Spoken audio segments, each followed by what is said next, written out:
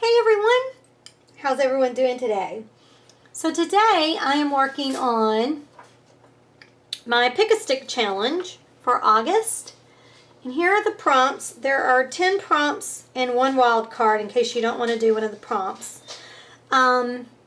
So I will link in the description the Facebook group if you're interested in doing the Pick-a-Stick challenges for mixed media.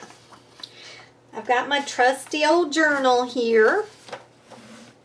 This is the one I made. I'm just covering this page. This was my mission inspiration page, so I don't want it to get ruined, so I'm just covering it because I'm going to use this page right here. It's got some splatters from the Mission Inspiration page, but I think that's okay. I don't mind. So I'm going to cover it up and just follow the steps. So I will quit talking and I will just get going and I will do a narration over telling you what I've done. So here we go. The first thing that I'm going to do is add gesso to my page because I felt like it was going to need it. This was not one of my favorite mixed media art journal pages that I've done. I don't know, I kind of had a hard time with this one this month, but I persevered and got it done.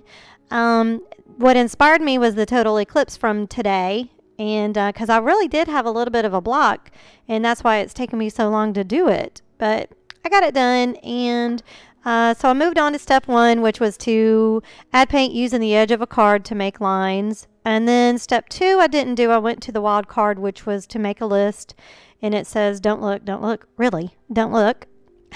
Step 3 is going to be to draw big, and I think this is what was holding me up because I'm not a drawer, you know. So I just used the tape there to trace, because I cannot draw a circle, to make like my sun on the page. And then step 4 was to write a magic spell on your page, so I did that. And then step 5 is to rip the page, so I had printed out a moon onto cardstock and I ripped the edges just to give it texture.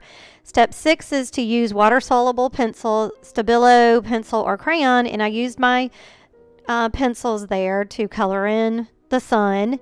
And I will end up using a couple of the yellow colors and actually the vermilion just to give it like an orangey look.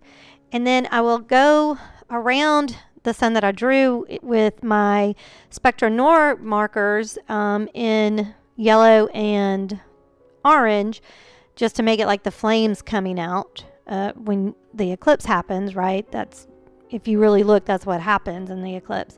I use my heavy glossy gel to put down the sun, and also because I wanted to go back over it with the watercolors, I knew I could do that once I put the gel on there, once it dried. So I'm using my pencils again, and I'm actually flicking some of the paint onto the page as well to make it kind of look like the flames are really, you know, flaming off the page, you know what I'm saying? And then I move on to step number 7, which is date stamps. So I just took my date stamper and just put the date all around the page in different colors. I used black, blues, yellows, and oranges, I do believe. So I just kept doing that.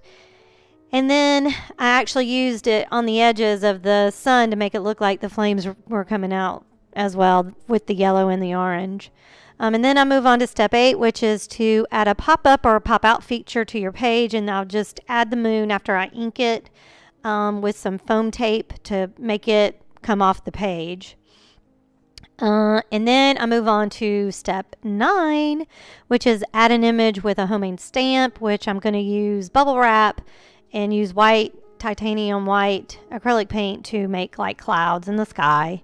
And then the last step is to add a verse from a song, and I add a verse from Total Eclipse of the Heart. Thought it was fitting. So that's it. Well, I hope you enjoyed the video, y'all. If you did, please give it a thumbs up, share it, and subscribe. Thanks so much for watching. I truly, truly appreciate it. Bye.